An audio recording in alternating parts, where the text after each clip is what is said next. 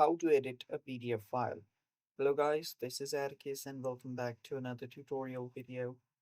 Today's video is about how you can edit a PDF file. So before we begin, if you guys are new to our channel, head down below and hit the subscribe button so you don't miss out on our future videos. Also, press the bell icon so you get notified when we release our new videos. And without any further ado, let's dive right in. So editing a PDF file in your laptop is really easy. First of all, locate your PDF file. After you find the PDF file, all you have to do is right click on it. There are several different, uh, you know, uh, softwares which you can use to edit your PDF file.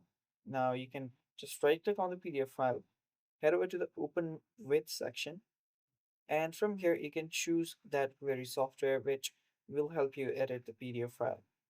If you don't find it here, tap on Choose Another App.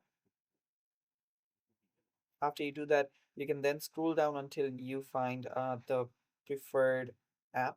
So I'll just choose Word. You can also choose Adobe Acrobat. That's also another really good option. I'm just going to go with Word for now. And after you open up your PDF with your Word, just go here.